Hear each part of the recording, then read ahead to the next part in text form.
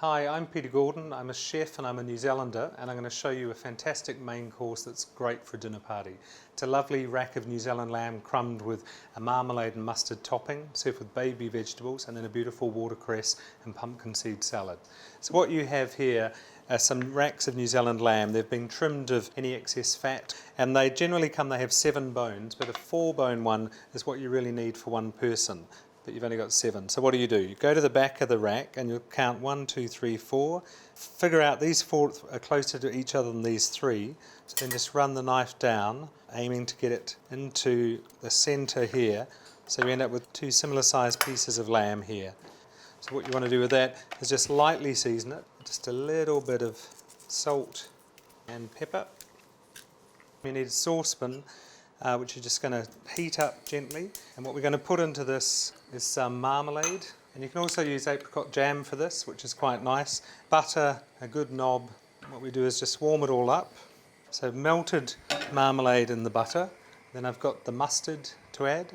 And then it's just a matter of adding the breadcrumbs until it feels like a nice pasty consistency. This just goes on to the lamb. The oven's on at 180 to 190 degrees, depending on how hot your oven is.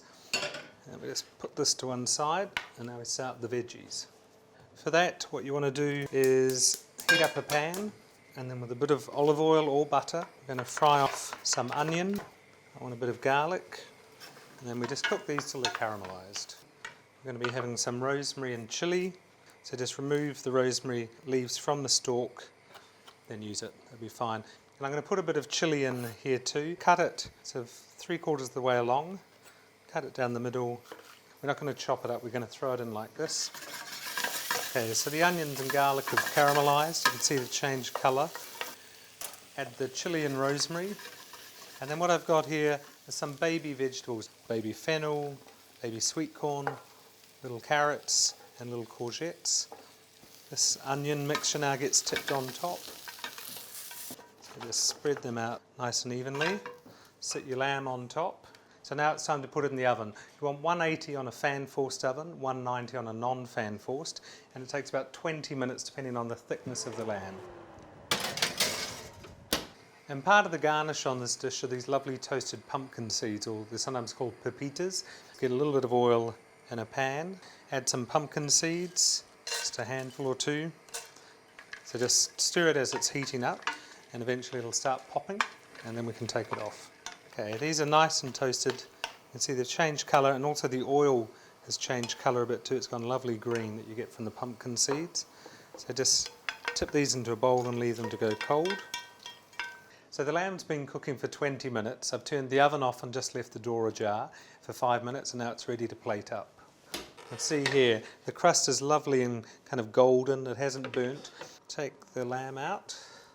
Just slosh a little bit of balsamic vinegar in, which works almost like a dressing because it's quite a rich dish and it adds a lovely kind of acidity to it. Stir your vegetables all together. And then for a portion, just divide up what you put in there. Lovely piece of lamb.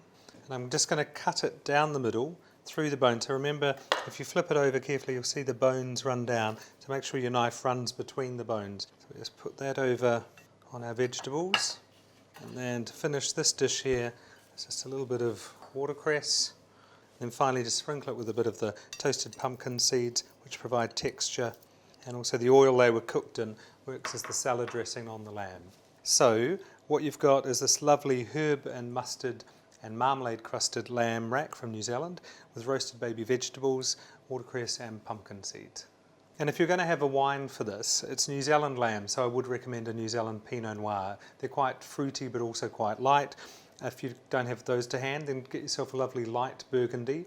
And even a white burgundy, a Chardonnay, can also be a fantastic thing because the richness, the butteriness of that works so well with the butter and the crust here.